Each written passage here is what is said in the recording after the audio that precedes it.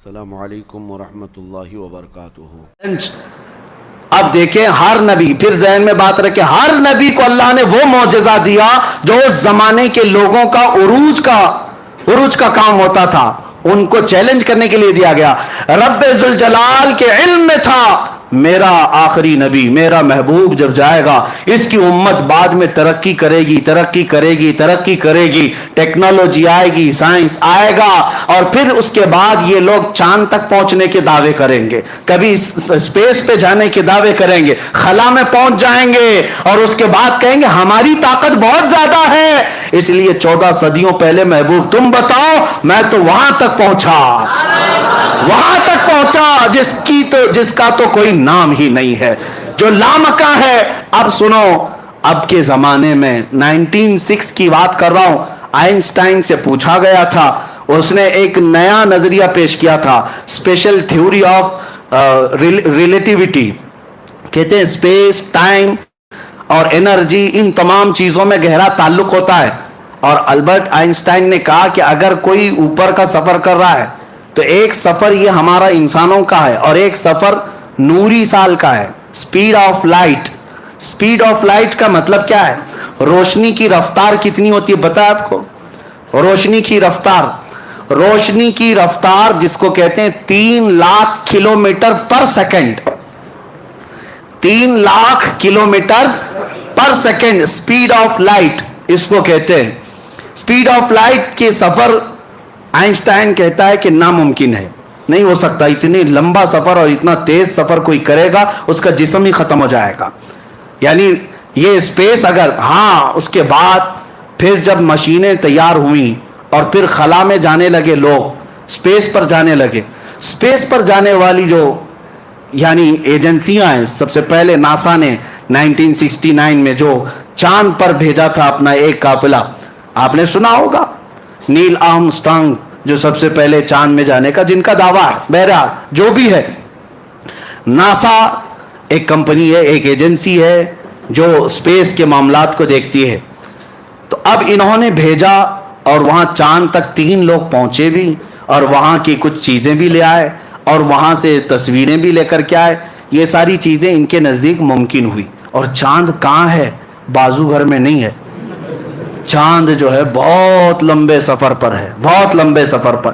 Einstein نے تو پہلے کہا تھا اتنا لمبا سفر ممکن نہیں، لیکن بعد میں ناسا نے کہا ممکن ہے، سفر کر سکتا ہے، آدمی سفر کیا۔ اب ان کو آسٹروناٹ کہتے ہیں، جو خلا میں جاتے ہیں، آسٹروناٹ۔ یہ لوگ جب جاتے ہیں تو کہا گیا ان کی رفتار کیسے ہونی چاہیے؟ 40,000 per minute, 40,000 kilometre per minute کے سفر پر یہ جاتے ہیں۔ اور اس کے بعد جب اوپر جاتے ہیں تو ان کو کیا چاہیے، کیا کیا تیاریاں چاہیے؟ ایک پریشر سوٹ ہوتا ہے، اور پھر ایک اس وہاں میگنیٹک جو ویوز ہوتی ہیں ان سے بچانے والا ایک آلہ پورے جسم پر پہنایا جاتا ہے کہ وہاں آکسیجن کی کمی ہوتی ہے، آکسیجن انہیں چاہیے ہوتا ہے سانس لینے کے لیے۔ یہ ساری چیزیں پہن کر کے جائے تو ممکن ہے۔ اب سائنس کہتی ہے ممکن ہے، پہلے ناممکن تھا۔ سائنس اور ترقی کرو، میرا دین اور نکھرتا جائے گا۔ ہم سائنس کی ترقی کے حق میں ہیں، اور میں اپنے نوجوانوں سے کہتا ہوں تم پڑھو سائنس کو، ہم اس کے منکر نہیں ہیں، جتنا پڑھو گے میرے آقا کے معجزے اتنے کھلتے جائیں گے، اور آپ کو انکشاف ہوتا جائے۔ اب ممکن ہے، آسٹروناٹ جو سفر کرتے ہیں پریشر سوٹ چاہیے۔ میں آپ سے بتا رہا ہوں، توجہ، وہاں جانے کے لیے کچھ الگ چیز چاہیے، یہ سائنسدانوں کا کہنا ہے۔ اوپر اسپیس پہ جانا ہے، الگ پریشر سوٹ اور ایک آکسیجن کے اندر پہننا ہو، اور کچھ 3 چیزیں انہوں نے بتائی، میں ساری چیزیں نہیں، سائنس پڑھے ہوئے بچے جانتے ہوں گے اسپیس کے لیے کیا کیا چیزیں ضروری ہیں۔ اور پھر وہاں جانے کے بعد پھر حالت یہ ہوتی ہے، وہ کہتے ہیں کہ وہاں کا وقت الگ ہوتا ہے، یہاں کا وقت الگ ہوتا ہے۔ اگر اسپیس میں کوئی چلا گیا تو کہتے ہیں اس کی عمر رک جاتی ہے۔ ہاں، یہ آئنسٹائن کا کہنا ہے کہ اگر کوئی 2 جڑواں بھائی ایک زمین پر ہے اور ایک سفر پہ چلا گیا سپیڈ آف لائٹ کے اعتبار سے، اگر وہ 1 سال کے بعد آئے تو اس کا بھائی 10 سال کا بڑا ہو چکا ہوگا اور وہ 1 سال کا ہوگا، یعنی اس کے لیے عمر رک جاتی ہے۔ تو یہ ان کے نظریات ہیں۔ اب میں جو چیز تمہیں ثابت کرنا چاہتا ہوں وہ یہ ہے، سائنس کے اعتبار سے پریشر سوٹ چاہیے، وہاں جانے کے لیے ایک الگ سفر چاہیے۔ اب آؤ واقع معراج کے شروعات میں نے سب سے پہلے کیا کہا؟ جب بیت الحرام، مسجد الحرام میں میرے آقا آرام کر رہے تھے، جبرائیل امین آئے، اٹھائے اور سب سے پہلے کہاں لے گئے؟ زمزم کے پاس، اور لے جا کر کے کیا کیا؟ نبی پاک صلی اللہ علیہ وسلم کا سینہ چاک کیا، اور پھر دل نکالا گیا، اور پھر جنت کے پانی سے جو تشت میں انوار و تجلیات سے بھرا تھا وہ دھویا گیا، اور پھر حدیث میں کچھ ڈالا گیا۔ آج سائنس کہہ رہی ہے کچھ پہن کے جانا پڑے گا، اوپر سپیس پہ جانے کے لیے کچھ پہن کے جانا پڑے گا۔ تم جتنی ترقی کرتے جاؤ، میرے مصطفیٰ کا معجزہ معراج تمہیں چیلنج کرتا رہے گا۔ نبی پاک صلی اللہ تعالیٰ علیہ وسلم کے قلب اطہر میں وہ چیز ڈالی گئی جو عام انسانوں کے قلب میں ہو ہی نہیں سکتی، کسی کے جسم میں ہو ہی نہیں سکتی، اس لیے کہ رسول پاک کو اس سفر پر لے جایا جا رہا تھا جہاں پر دباؤ ہے، پریشر ہے، اور نبی پاک کو ایسا بنا کر لے جایا گیا کہ عالم بشریت کے تقاضے ختم، اب عالم نورانیت شروع ہو چکا تھا۔ عزیزان گرامی وقار، اب اللہ رب العزت معجزے نبیوں کو کیوں دیتا ہے؟ ایک چیز ہے، تعجب تو سب چیزوں میں ہونا چاہیے، لیکن ہماری عقل کیا ہے جانتے ہیں؟ اللہ رب العزت کے نظام میں ایک عادت ہے اور ایک قدرت ہے، ایک عادت ہے اور ایک قدرت ہے۔ دونوں چیزیں آپ کو سمجھا رہا ہوں۔ شادی ہو گئی شوہر اور بیوی کی، بچہ ہوا، آپ مانیں گے کہ نہیں کہ ہاں فلاں کو ایک بیٹا ہو گیا، ایک بیٹی ہو گئی؟ کوئی تعجب کی بات ہے تعجب کی بات، لیکن تمہاری عقل عادی ہو گئی، روز دیکھتے ہیں بچے پیدا ہو رہے ہیں تو آپ کو تعجب نہیں لگتا۔ تعجب کیا ہے؟ سوچنا چاہیے، کسی سے پوچھو، ایک نطفہ ہی تو گیا تھا، ایک پانی کا قطرہ ماں کے پیٹ میں گیا، پھر وہ قطرہ بڑا کیسے ہوا، وہ قطرہ پھر گوشت کیسے بنا، اس میں ہڈیاں کہاں سے آئی، چہرہ کیسے بنا، کان ناک کیسے بنے، یہ ہاتھ پیر کیسے بنے، اور پھر باہر کیسے آیا، شکل گئی ایک قطرے میں تھی، بن کر کے کوئی اور شکل آئی، ہے تو یہ بھی تعجب کی بات، لیکن روز دیکھ رہے ہیں، اس لیے اس کو عادت کہتے ہیں۔ اس کو کیا کہتے ہیں؟ عادت۔ اللہ تبارک و تعالیٰ کے ایک نظام میں کچھ چیزیں عادت ہے وہ بھی تعجب کی بات، لیکن وہ عادت ہے۔ زمین میں بیج ڈال دیا، پودا اگایا، تعجب ہوتا ہے آپ کو؟ نہیں ہے تعجب کی بات، یہ ہے تعجب کی بات۔ میاں ہتھیلی میں آپ بیج لے کر کے کھڑے رہو، کیوں نہیں پودا اگتا؟ کیوں نہیں اگتا؟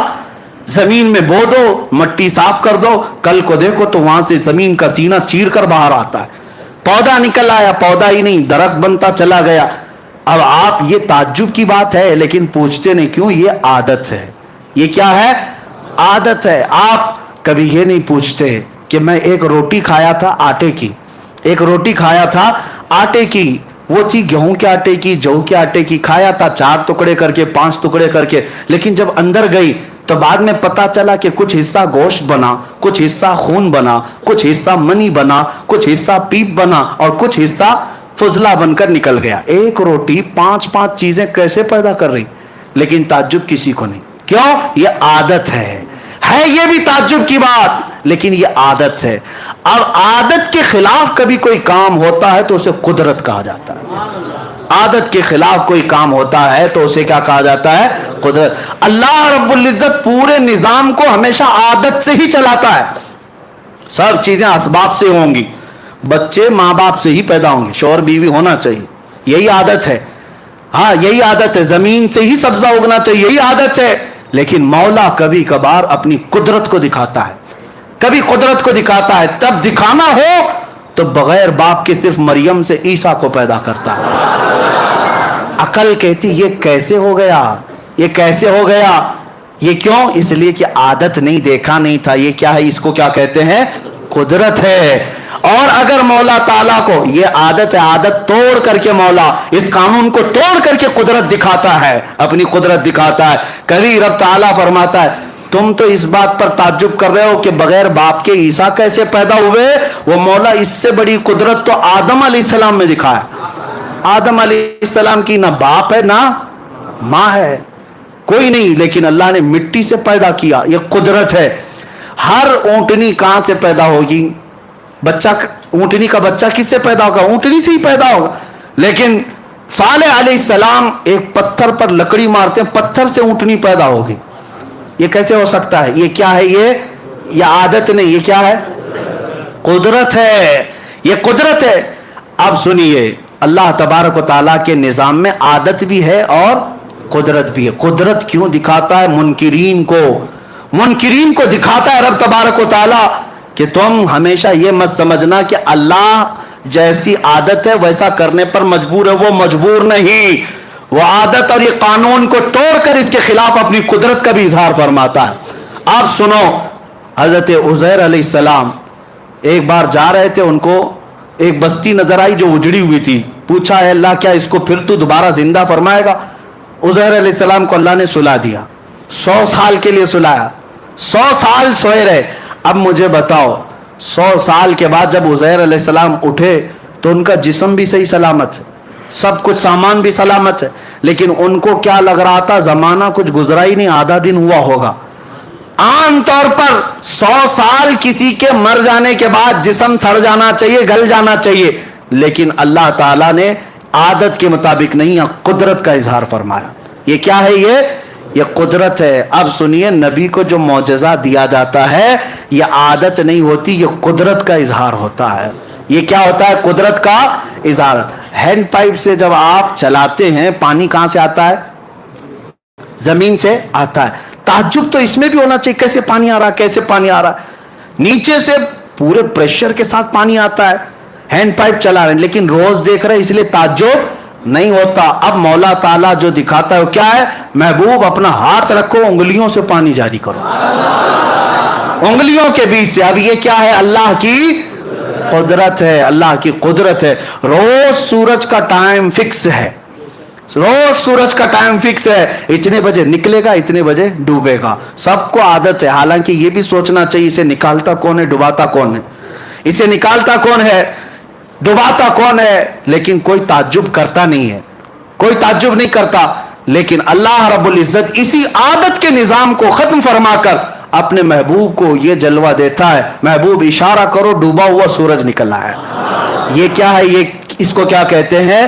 قدرت کہتے ہیں. آپ سنو، اللہ تعالیٰ کی عادت کے مطابق سفر بھی جو ہے نارمل ہوتا ہے. کوئی گھوڑے سے، کوئی اونٹ سے، کوئی کار سے، کوئی ٹرین سے، کوئی پلین سے، سب سفر کرتے ہیں. سب کی سپیڈ الگ ہے، سب کا اپنا اپنے رفتار اور تیزی طے ہے، ممکن ہے، اور سب فکس ہے. اگر رسول بھی ویسا ہی سفر کرتے تو رسول کا کمال کیا تھا؟ اگر حضور بھی گھوڑے کا سفر کرتے، اونٹ کا سفر کرتے، برسوں جاتے، حضور کا کمال کیا تھا؟ سب مانتے ہیں ہاں ایسا تو ہوتا ہے، ہم بھی سفر کرتے ہیں. حضور صلی اللہ علیہ وسلم اس وقت اگر بیت المقدس ہی جا کر 1 گھنٹے میں واپس آتے، آج کی قوم تو کہتی ہے تو ممکن ہے، راکٹ اتنا تیز جاتی ہے، راکٹ اتنا تیز جاتی ہے. لیکن رب تعالیٰ نے اپنے حبیب کے پاس اپنی ایسی قدرت دکھایا کہ ابھی زمانہ 1,00,000 سال بھی چلے میرے محبوب کی رفتار کو نہیں پہنچ سکتا، رسول کی رفتار کو نہیں پہنچ سکتا. اسی کو اب ہم ختم کرتے ہیں میرے عزیزوں. معراج کا فلسفہ حقیقت میں کوئی واقعہ، کوئی قصہ، کوئی کہانی نہیں، بلکہ میں کہتا ہوں یہ ایمان اور نفاق کو پہچاننے کی کسوٹی ہے. یہ نفاق اور ایمان کو پہچاننے کی کسوٹی ہے. اس لیے اللہ تبارک و تعالیٰ تمہیں یہ مجلس مبارک فرمائے کہ آج یہ جگمگاتے ہوئے چہرے اور یہ کھلکھلاتے ہوئے چہرے اور دلوں کے اندر یہ خوشی رکھتے ہوئے چہرے یہ کسی اور کے لیے نہیں، اپنے رسول کے لیے ہیں. ہم رسول پاک کے تذکرے پر خوش ہوتے ہیں اور ہونا بھی چاہیے. جس کو جس سے محبت ہوتی ہے اس کے ذکر سے خوشی آ ہی جاتی ہے، اور جس کو جن کے تذکرے سے خوشی ہوتی ہے وہ جائیں ان کی محفلوں میں، ان کے جھنڈے اٹھاؤ، ان کے نعرے لگاؤ. ہمیں اس سے کوئی غرض نہیں. ہم کل بھی رسول اللہ کے تھے، آج بھی رسول اللہ کے. اور پھر ہم یہ کہتے ہیں بتلا دو گستاخ نبی کو غیرت سنی زندہ ہے، ان پہ مر مٹنے کا جذبہ کل بھی تھا اور میرے نبی سے میرا رشتہ، لب پہ نعت پاک کا نغمہ، اپنا سب کچھ گنبد خضرا. ویڈیو کو لائک کر کے شیئر ضرور کر دینا.